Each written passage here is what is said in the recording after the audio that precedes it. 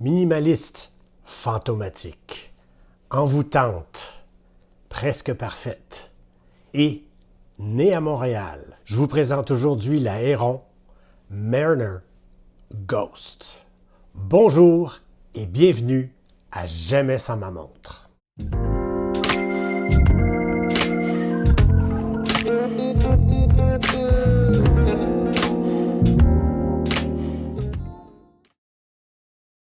J'ai la chance de pouvoir vous présenter aujourd'hui une montre de la collection Héron. Une marque indépendante, toute jeune, qui a vu le jour à Montréal il y a 1 an. Je veux remercier Adam chez Héron de m'avoir prêté cette montre pour vous pouvoir la présenter aujourd'hui. Héron s'est fait connaître en 2023 pour la Héron Marinor. Un modèle qui s'est très bien vendu et d'ailleurs, on vient tout juste d'annoncer qu'elle est remise en stock au moment où je vous parle. Un peu plus tard, Héron lance une version de celle-ci en édition limitée, la Mariner Ghost, dont il est question aujourd'hui. On la découvre ensemble. D'abord, la montre est offerte dans cette boîte de présentation sobre, en carton rigide, marqué du logo du Héron. Vous trouverez à l'intérieur cet étui de voyage à fermoir. La montre est ici. Vous trouverez aussi la carte de garantie 2 ans. Vous trouverez ce petit tournevis de précision pour faire l'ajustement du bracelet. Et oui, les maillons sont vissés. Étui de voyage marqué de Héron. Ici, tout est recouvert de suédine. Voici la montre sur son petit coussin de suédine aussi. Ce qui frappe quand on la voit pour la première fois, c'est tout d'abord ses couleurs froides, mais discrètes, qui me rappellent des bords de mer d'automne et d'hiver. Celle-ci est la North Blue, bleu nordique. Et elle est aussi offerte en Sea Storm Black, tempête sur la mer. Tiens, en voyant ces coloris, j'ai tout de suite pensé à la Gaspésie, au parc Forillon, un jour nuageux avant une tempête. C'est gris acier, c'est bleu, c'est vert. C'est difficile à décrire. Je pense aussi à Montréal, au fleuve Saint-Laurent et ses glaces, de notre nordicité. Bien que Montréal, on se l'avouera, est à la même latitude que Milan et les Hautes-Alpes. J'ai pensé aussi à une ancienne plongeuse militaire, comme une Tornek Rayville, qui aurait été abandonnée. J'ai imaginé un clin d'œil au design italien d'une Unimatic, de la popularité de ses hommages à une Blancpain 50 Fathoms, à la lunette usée par le temps, et un peu à une Laurier Neptune pour ses aiguilles et son classicisme. Pour moi, cette Ghost, c'est tout ça, et c'est mieux encore. Ensuite, c'est son anonymat. Étant donné son cadran et sa lunette stérile, comme ces montres militaires d'une autre époque. Voyez ce cadran fumé, ce vert saphir bombé, avec juste assez d'anti-reflet pour une bonne lisibilité, mais un peu de distorsion pour reproduire le cachet vintage d'un verre acrylique sans ses désavantages. La lunette stérile, légèrement bombée, par un verre saphir et son point lumineux à 12 heures. Je ne suis pas encore sûr de cette étoile du Nord à 12 heures. Je me demande si le logo du Héron ne serait pas encore plus indiqué. Sur la Mariner, on a les deux, le logo et l'étoile du Nord. Enfin, c'est matière de goût personnel. Indice peint, aiguille en forme de pointe de flèche et d'épée. Le tout recouvert du traitement Superluminova BGW9 pour assurer sa luminescence dans le noir. La finition est exceptionnelle. Rien qui est ni coupant ou acéré, ni sur le boîtier, ni sur le bracelet. Surface brossée presque partout, excepté peut-être ces chanfreins sur les cornes, qui renvoient un peu la lunette, ainsi que sur le côté de la lunette tournante. Couronne vissée, ornée d'une roue de navire, solidement placée entre ses protège-couronnes. Un fond vissé minimaliste, Un bracelet acier articulé avec pompe rapide au premier maillon usiné, maillon vissé, boucle usinée avec ajustement sous la boucle, donc pas de trou disgracieux sur les côtés de la boucle. Le bracelet est mince et rétréci à la boucle. Deux boutons de sécurité sur les côtés. Remarquez aussi chanfrein sur le côté de la boucle. Micro-ajustement ici pour quelques millimètres de plus quand votre poignet a tendance un peu à enfler pendant les journées chaudes. N'oubliez pas de vous abonner à la chaîne, de donner un like à la vidéo et d'activer le rappel pour être informé des nouvelles vidéos publiées sur la chaîne et ne rien manquer. Mais surtout, merci d'être là.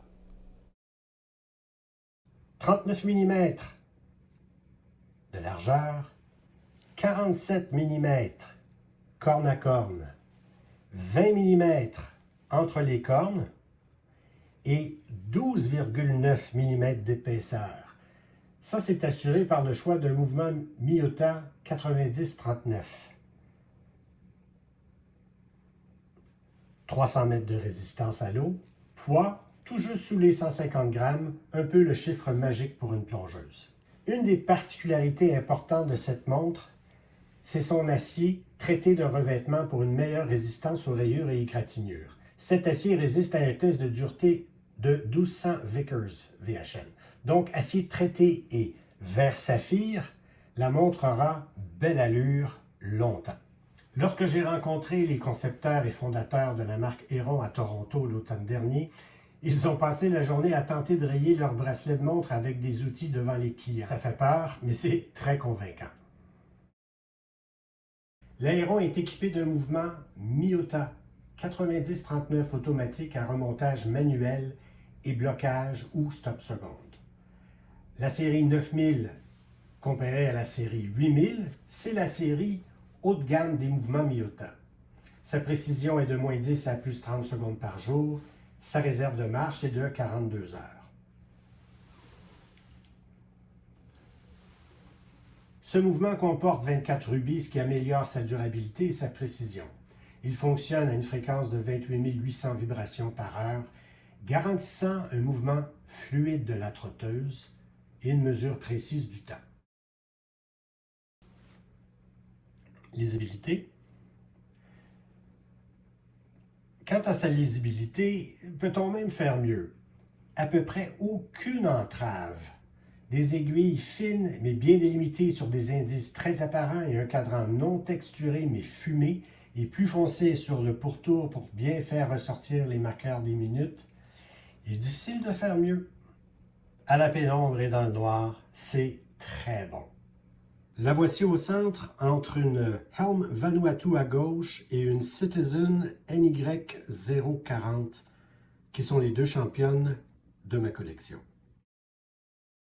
Au poignet, elle est mince en raison du choix du mouvement et de ses cornes qui sont recourbées.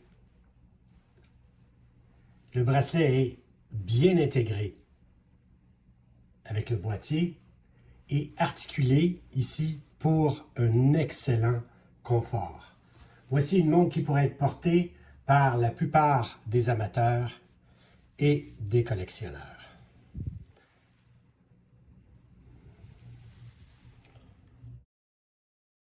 En résumé, voici ce qu'on aime de la Mariner Ghost. D'abord, son unicité. Elle ressemble à plusieurs montres et en même temps, à aucune en particulier. C'est très différent. Ensuite, sa lisibilité. Peut-on faire mieux? Je le crois difficilement. Puis son bracelet. Confortable, mince, élégant et surtout très pratique avec ses pompes rapides et son micro-ajustement. Tous les manufacturiers devraient prendre des notes ici. Ce sont des choses à imiter. Finalement, sa résistance. J'ai un peu une obsession pour les égratignures, que ce soit sur ma voiture, mes vélos, mon casque de ski et mes verres de lunettes. Un revêtement anti-rayures sur une tool watch un peu chic qu'on peut porter dans toutes les occasions, c'est brillant et c'est fait pour moi.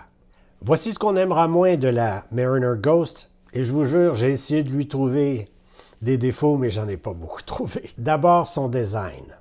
Il est assez peu probable que vous rencontriez sur la rue quelqu'un avec la même montre. Vous pourriez lui préférer la Mariner tout simplement parce que celle-ci, la Ghost, elle est assez particulière. Mais moi, la Ghost, c'est un coup de cœur.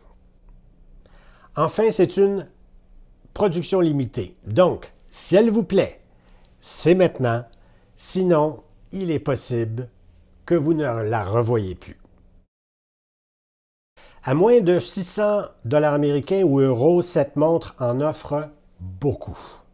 Dans sa catégorie, il y aurait peut-être la Laurier Neptune avec un mouvement semblable, inspiration peut-être semblable, mais pas de verre saphir, ni de revêtement d'acier, et à plus de 720 $ américains ou euros. Une Baltic Aquascaf.